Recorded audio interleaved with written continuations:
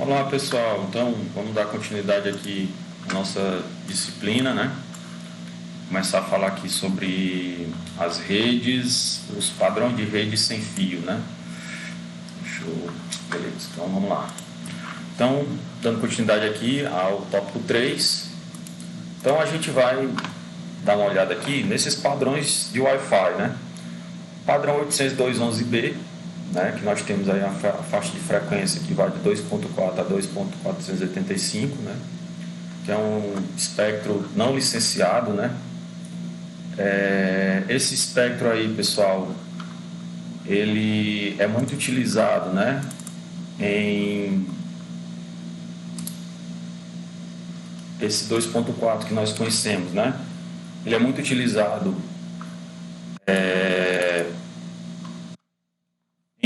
com telefones sem fio, babada eletrônica, tudo que você conhece que tem transmissão sem fio por Wi-Fi, né, ou por onda de rádio, que seja com esse padrão Wi-Fi, né, que seja um padrão sem fio, que não seja, por exemplo, infravermelho, né, tudo que usa um padrão sem fio, usa esse padrão aí de 2.4, né? Tipo aqueles telefones sem fio, como eu já falei, micro-ondas, babás, tem mais coisas, né?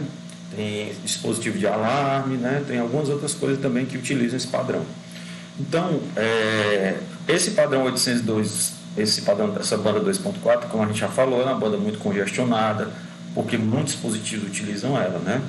Então, inicialmente a gente fala do 802.11b, que ele tem uma taxa de transferência de até 11 megabits por segundo, né? Ele usa uma taxa de um tipo de transmissão, aquele DSS, né, na camada física, né, que significa isso aqui, uma sequência direta, né, de liberação de espectro, né? Ele utiliza 11 canais, podendo definir, por exemplo, os canais 1, 6 e 11, para juntos promover 33 megabits por segundo, né? O que é que ele está querendo dizer aí, né, pessoal? Que desses 11 canais aí que ele utiliza, né, 3 deles não são canais sobrepostos, né? Se nós olharmos essa imagem aqui, nós podemos tirar aqui um aprendizado dela, né? O que é que nós podemos ver? Nós podemos ver aqui 11 canais, esses canais são sobrepostos, são canais que se tocam. Se você ver aqui o canal 2, ele compromete mais de 70% do canal 1. Então, o canal 2, o canal 1 ele é tocado pelo canal 2, 3 e 4, né? E o 2 pelo canal 3, 4 e 5, e assim sucessivamente. Mas nós temos 3 aí que não se sobrepõem, que é o 1, 6 e o 11. Então, se nós tivéssemos que instalar um AP num quarto, então numa determinada sala de uma empresa, teria como a gente colocar 3 APs utilizando esses 3 canais, que esses APs eles não iam interferir um no outro, né? Isso é tipo uma estrada que tem 3 mãos, né? Uma rodovia que tem 3 mãos para 3 carros simultâneos passar naquela rodovia. Então, da mesma forma, um exemplo didático, né, disso, para a gente compreender como é que funcionam esses canais 1, 6 e 11. Então, é possível 3 APs funcionar normalmente utilizando esses 3 canais no mesmo ambiente, sem haver interferência, tá? E aqui nós podemos ver o tamanho do canal, de cada canal, ó, tem 20 MHz cada canal desse, tá? Então, basicamente, seria isso, tá? Vamos lá agora, o que é que a gente tem mais? 802.11a, é uma faixa de frequência de 5.1, tá? Aí aqui nós já percebemos que já usa uma outra frequência, ó, né, que vai de 5.1 até 5.8 GHz. Essa banda aqui, tá, pessoal? Ela é uma banda, esse 802.11a, quando ele foi lançado, ele conseguia transmitir mais dados, né, que você percebe aqui que ele tem uma taxa de transferência maior do que o de 11 megabits por segundo. Porém, essa banda de 5.8, ela tem uma limitação, aquilo que a gente até conversou na aula passada, de alcance, né? Tem uma diminuição, tem uma restrição de alcance, como é que se diz? Vou até mostrar uma imagem, que é melhor do que eu falar, é melhor mostrar uma imagem, né, de comparação entre as duas bandas. Então, está aqui. A 2.4 ela tem mais interferência do que a de 5 GHz, né? Aqui você percebe que é 2.4 GHz versus 5 GHz. A 2.4 ela sofre mais interferência do que a de 5 GHz. Ela tem um range, né? O que é um range, pessoal? Ela tem um alcance maior, né? A banda 2.4. Você percebe que praticamente a de 5 é só a metade da de 2.4. Então, aquilo que eu disse para vocês, né? A banda de 5 GHz ela consegue transmitir mais dados, mas ela transmite para um espaço menor, né? Ela não alcança grandes distâncias. E a largura de banda, né? O bandwidth, né? Você percebe aqui que a azulzinha transmite aqui o dobro da largura de banda da banda 2.4 ou mais, né? Tá bom? Então, essa aqui é a diferença entre as duas bandas. A interferência que elas sofrem, a largura de banda, né? E o alcance. A G aqui, ó, ela transmite até 54 megabits por segundo e trabalha na banda 2.4, né? Outra coisa importante, pessoal, é a gente compreender isso que nós estamos falando, né? Por exemplo, por que a banda de 2.4 ela chega mais distante do que a banda de 5 GHz? A banda de 2.4, se vocês forem ver aí, pessoal, ó, ela é uma banda maior, né? Então, ela é uma banda menos densa, né? E a banda de 5 GHz ela é uma banda mais densa. Então, por ela ser uma banda mais densa, ela transmite mais dados, tá? E por ela ser uma banda mais densa, o alcance dela é menor.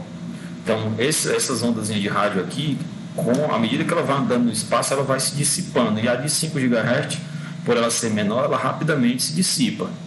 Aí ela sofre interferência, ruído, e aí ela vai se dissipando. E até a distância à medida que ela se distancia do emissor, né? A de 2.4, por ser uma banda maior aqui, ó, em termos de tamanho, né? Ela consegue perpassar obstáculos, né? E por isso que a banda 2.4, geralmente, o dispositivo Wi-Fi utilizando 2.4, a gente consegue alcançar distâncias maiores do que a de 5 GHz. Então essa aqui é a diferença básica entre essas duas bandas. 802.11n, né? Aqui ele já usa antena múltipla, né? O que é uma antena múltipla, né, pessoal? São aqueles roteadores, né? Que tem mais de duas antenas, né? Roteadores com 4 antenas, tá?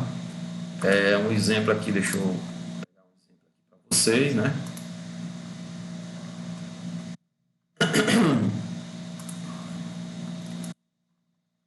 Percebe aí que esse roteador ele tem 4 antenas. Então, 2 são para envio e 2 são para recepção, tá? Geralmente, alguns roteadores desses também já trabalham com dual band, né? Com tanto 2.4 quanto 5.8, né? Então, esse aí é um tipo de roteador de múltipla antena, né? Ou então, como a gente conhece como MIMO, né? Multiple Input, Multiple Output, a sigla MIMO, né? E aí ele consegue transmitir até 300 megabits por segundo, ok?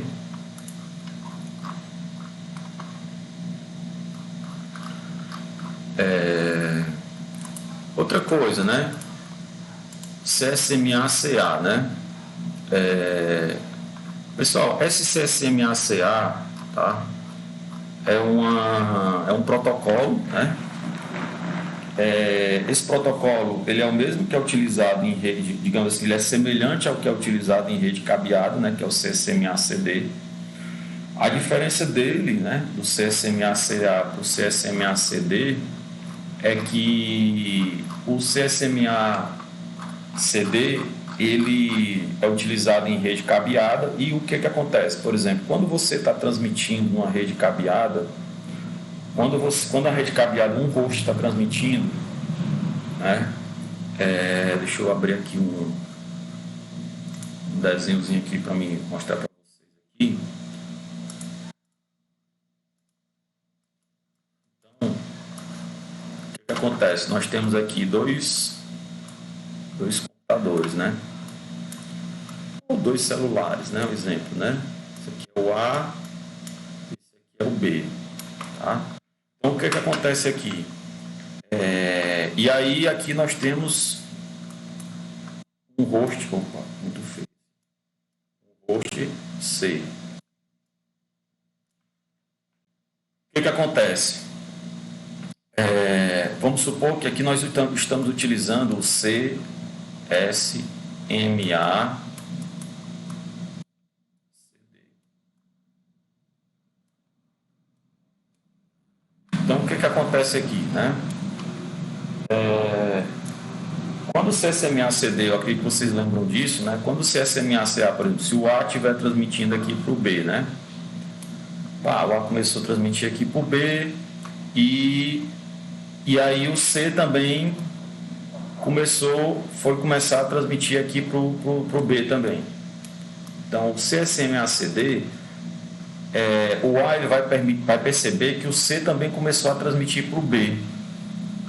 Então, eles dois aqui, né, o C e o A, eles vão perceber que eles estão sofrendo interferência um do outro. Então, o que é que eles vão fazer? Eles vão cancelar a transmissão de ambos, vão recuar e vão entrar num back-off aleatório. A palavra é essa aqui, back-off.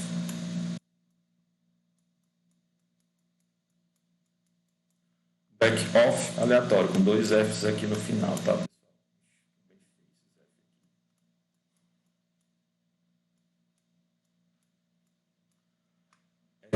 E aí o que é esse back-off aleatório? É uma contagem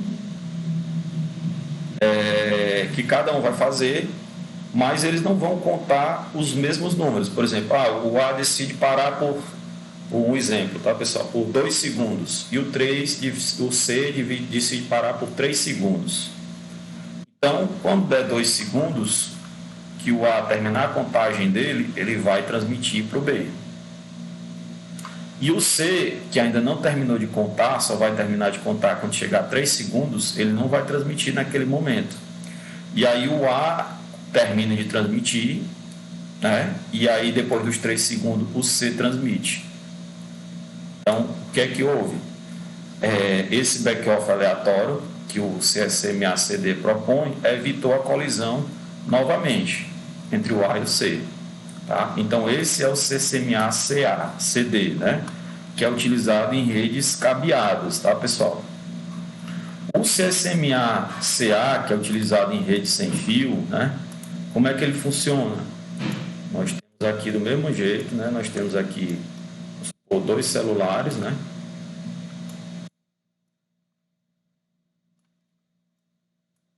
Três celulares. A, B e C. E eles estão utilizando o C, S, M, A, C, A. Por que eles não utilizam o CSMA-CD, professor?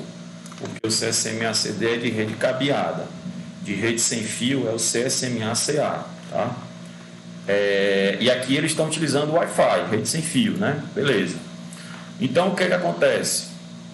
Quando o A começa a transmitir para o B, se o C não reconhecer que o A está transmitindo, o C vai transmitir também, vai começar a transmitir. Só que o que acontece? Eles não podem cancelar essa transmissão, mesmo que eles percebam que eles estão um interferindo no outro, tá? Mesmo que eles estão um interferindo aqui no outro. Eles não podem cancelar essa transmissão, porque um dispositivo Wi-Fi, quando ele inicia uma transmissão, ele não pode mais cancelar. Então, aquele pacote ele vai ser transmitido integralmente. Quando ele termina de transmitir, certo? Quando ele termina de transmitir, é que o destinatário aqui, o B, vai ver que algumas coisas ele não conseguiu receber por causa dessa interferência, tá? Então, o que é que vai acontecer? Se eles conseguirem aqui, né? Por que houve essa interferência? Porque eles começaram a transmitir o A e o C simultaneamente. Então, como é que é a forma correta deles transmitirem? O A, por exemplo, se o A começar primeiro, né, o C, antes de transmitir, ele consulta o meio, ele verifica, tem alguém transmitindo? Ele vai olhar, consulta o meio, né? Vamos dizer assim, consulta a banda, né? Consulta as frequências. E aí ele vai ver que tem que a frequência está sendo ocupada. Então o que é que acontece? Ele vai também entrar num back-off. Entrar num back-off.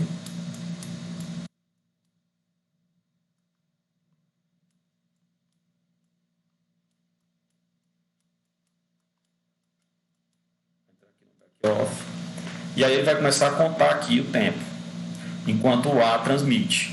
Depois que ele terminar de contar esse tempo, o que é que ele vai fazer? Ele vai verificar de novo, né, se o A terminou de transmitir, né? E como o A terminou a transmissão, né, então o canal aqui vai estar livre, né? O canal aqui vai estar livre. A banda vai estar livre, né? O meio vai estar livre. E aí o que é que ele vai fazer? O C vai começar a transmitir. E aquela transmissão que eles fizeram simultaneamente, aquela ali se perdeu. Por quê? Porque eles interferiram um no outro. E aí o B, ele não consegue reconhecer quem é quem. Tá? Não consegue. Porque os pacotes chegaram embaralhados naquele instante, né? E aí o A, se o A quiser transmitir agora, ele vai consultar o meio e vai ver que o C está transmitindo, né? Vai ver aqui que o C está transmitindo. Então ele também vai entrar num back-off aleatório. Ele vai entrar numa contagem de tempo. Essa contagem de tempo, pessoal, nada mais é do que assim, por exemplo, vamos supor que você chega numa fila de um banco, né? E aí o caixa já está atendendo alguém. Então, o que é que você vai fazer? Você vai aguardar terminar aquele atendimento para lhe atender. Quanto tempo vai demorar aquele atendimento? Nós não sabemos. Pode ser um atendimento rápido, a pessoa pode pedir uma informação, como pode ser um atendimento demorado. Então, esse tempo que a gente está aguardando de terminar, desocupar ali o caixa, é um back-off. Nós estamos aguardando, né? Tá? Então, da mesma forma, é esse tipo de transmissão, né? Do CSMA-CA. Ok? Então, vamos aqui para frente. Aqui, pessoal, né, nós falamos isso aqui na rede passada, né? Aqui, por exemplo, uma rede, né? Como nós vimos, aqui a diferença é que nós estamos utilizando agora aqui para acesso à internet um computador ou um roteador propriamente dito, né? Então esse roteador, o que é que ele vai fazer? Ele vai juntar aqui essas duas células, né? Esses dois BSS para acesso à internet, né? Então esse aí é um modelo de arquitetura de rede I3E802.11, né? Tá? Isso aí é um modelo com infraestrutura, né? Canais e associação. Em 802.11, cada estação sem fio precisa se associar com o AP antes de enviar ou receber dados da camada de rede. Ao instalar um AP, um administrador de rede designa ao ponto de acesso, né? Ele designa o quê? Ele designa um identificador do conjunto de serviços, né? Ele dá um SSID, ele dá um nome àquela rede sem fio, né? Ele também deve designar um número de canal ao AP, normalmente entre 1 e 11. Então ele vai ver qual é o canal que está sendo menos utilizado, né? Que tem menos interferência, e vai atribuir aquele AP, né? Então vamos analisar o que ele está querendo dizer aqui, né? Em 802.11, cada estação precisa se associar com um AP antes de poder enviar ou receber dados da camada de rede, né? Por que ela precisa se associar, pessoal, né? Porque é como se você estivesse chegando num lugar, certo? E aí você, para se comunicar com outras pessoas, você precisa falar um determinado idioma. Então você tem que entrar na mesma frequência daquelas pessoas que estão ali naquele ambiente, né? Por exemplo, se você chegar for fazer uma viagem, né, e tiver só pessoas que falam inglês, se você não conseguir falar inglês, você não vai conseguir se comunicar com aquelas pessoas. Então, semelhante a isso é essa coisa da associação, né? E o SSID, como a gente já sabe, né, ele é o identificador da rede, serve para diferenciar uma rede AP de outra, tá? Os canais nós já falamos, né? E aí ele também cita uma selva de Wi-Fi, né? É qualquer localização física na qual uma estação sem fio recebe um sinal suficientemente forte de 2 ou mais APs. Isso aqui é muito comum, né, pessoal? Hoje em dia, quando você está no centro de uma cidade, se você abrir lá o Wi-Fi do seu celular, você vai ver que ele está recebendo diversas sinais de rede sem fio, né? De alguns pontos de acesso. Por que isso, né? Porque tem diversas pessoas utilizando a internet naquele ambiente e aí você consegue captar múltiplos sinais, né? Múltiplos SSIDs, né? Eles lá bloqueados com senha para ninguém ter acesso, né? E tal. Então, isso aqui é muito comum. Em geral, o hospedeiro ele escolhe o AP cujo quadro de sinalização é recebido com uma intensidade de sinal mais alta. A gente pode se conectar com o hospedeiro, ou pode conectar no celular, por exemplo, com um AP que tem uma intensidade de sinal mais alta. Geralmente a gente faz isso, né? Para quê? Para que quanto mais alto é a potência do sinal, mais rápido é a comunicação, né? E aí como é que ele faz essa busca por esse AP que tem a maior taxa de sinal, né? Existem duas formas, existe a varredura passiva e a varredura ativa, né? Então, o processo de varrer canais ou quadros de sinalização é conhecido como varredura passiva. Então, como é que funciona a varredura passiva? Deixa eu ver aqui. Está aqui a imagem aqui, ó. A varredura passiva, o que é que o host está aqui e ele está recebendo sinal aqui de 2 APs, né? E ele vai ver qual é o AP que tem um sinal mais forte e vai se conectar a ele. No caso aqui é o BSS2. Na varredura ativa, o que é que ele faz? Ele verifica quais APs tem disponível, né? O host ele vai atrás da conexão, né? Quais APs tem disponível, quais APs tem disponíveis, e ele vai buscar depois aquele que tem um sinal mais forte, aqui no caso o BSS2 novamente, tá? Então isso é a diferença da varredura passiva para a varredura ativa.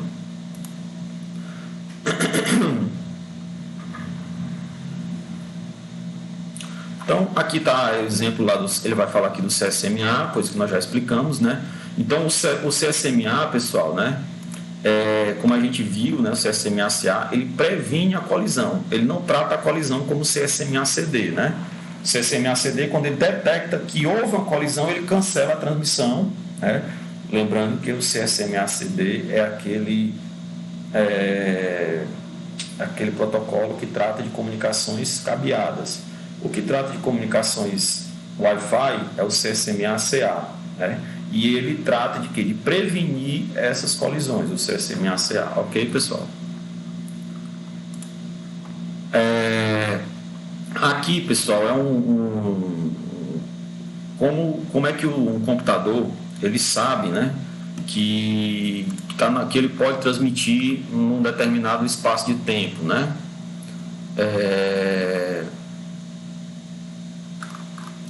O que é que ele utiliza, né? Então, ele utiliza, né, uma técnica, tá?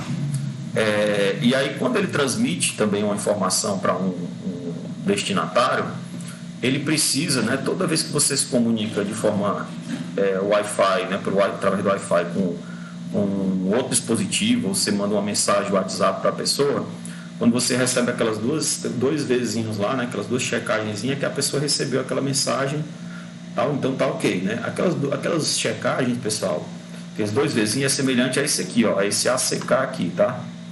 Então, quando um dispositivo ele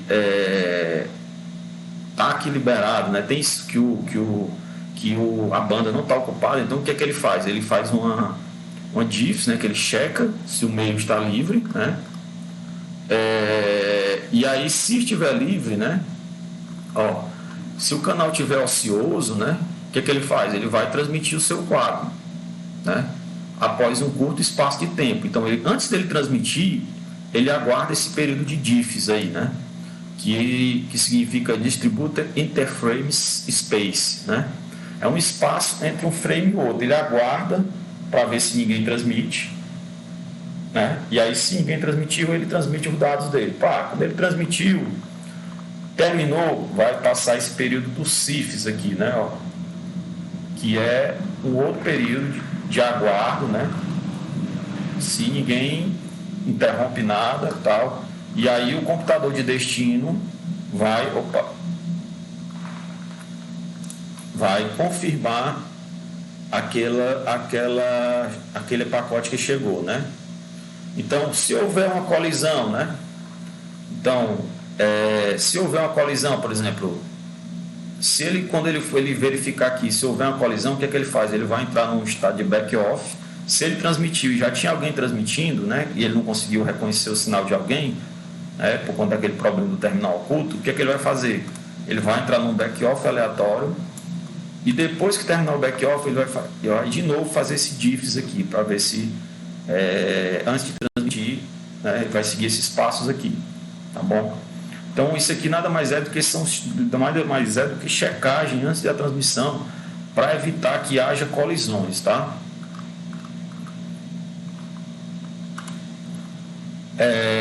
Aqui, por exemplo, um exemplo do terminal oculto, né, que H1 está oculto de H2, a gente já viu isso na aula passada, né?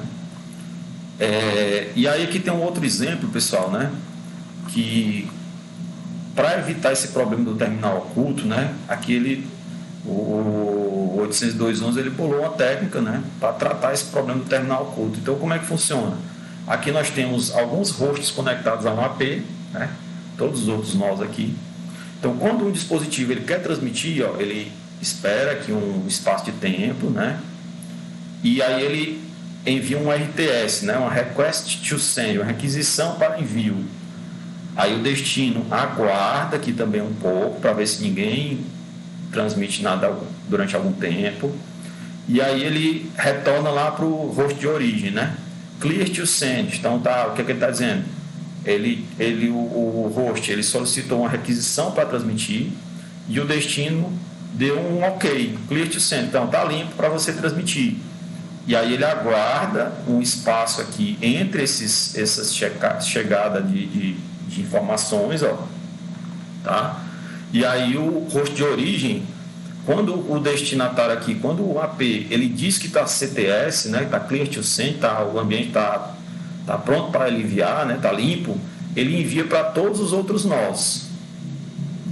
Então, como esse aqui pediu primeiro, quando ele manda um clear to send para todos, então nenhum desses outros nós vai poder transmitir enquanto esse aqui não terminar. Tá? Então, o que é que acontece aqui? Você vê aqui que desse lado aqui ali adia o acesso desses dispositivos aqui à frequência, né, à banda, né? Então, aí a origem aqui, o host de origem transmite os dados, aguarda-se um espaço, e aí o host de origem reconhece que os dados foram transmitidos corretamente e reconhece para os outros também, assim, ó, beleza, sua transmissão foi ok. Aí ele avisa para todos. Então, nesse momento, né, o acesso dos outros aqui pode ser permitido, tá? Então, dessa forma, tem como a gente tratar esse problema do terminal oculto. Aqui, pessoal, explicando como é que é um cabeçalho do quadro 3E86211, né?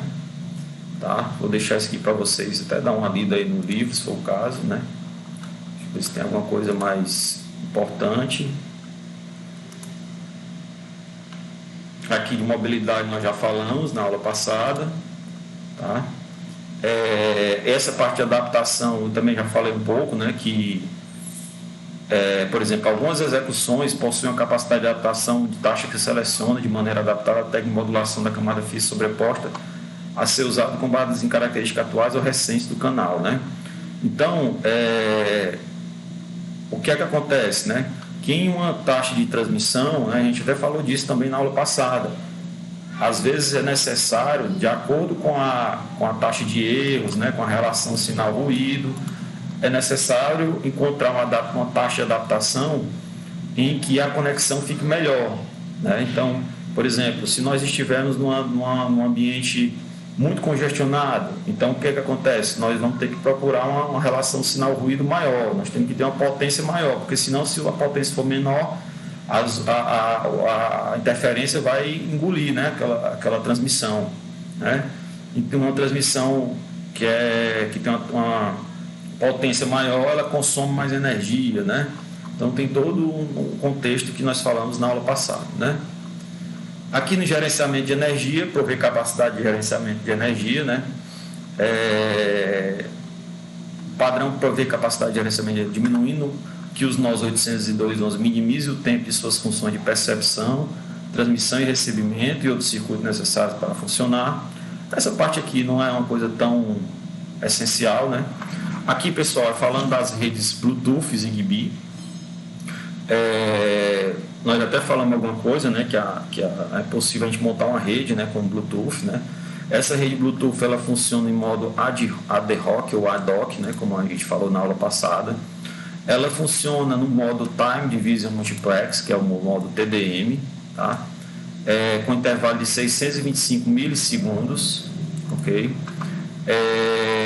Então, os dispositivos Bluetooth eles são organizados em uma picorrede, né? Ou então piconet, de até 8 dispositivos ativos, né? Onde tem um dispositivo mestre e os outros são escravos, tá?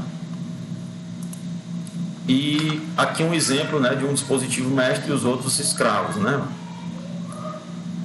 Ó, tá? Um dispositivo mestre cobrindo esse raio aqui.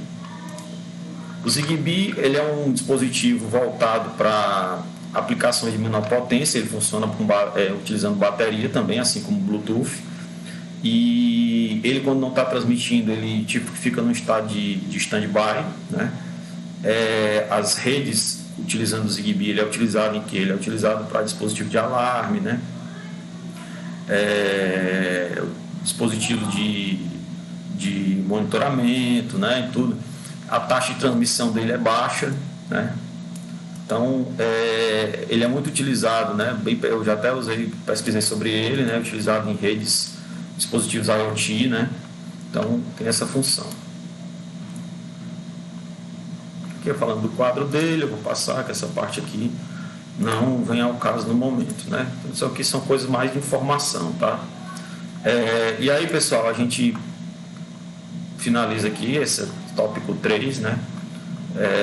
Eu vou disponibilizar essa aula e qualquer dúvida vocês podem mandar comentários aí no chat da aula, né? Nos comentários da aula, que aí a gente vai tirando as dúvidas e posteriormente a gente passa uma atividade. Então, bons estudos aí para vocês, tá?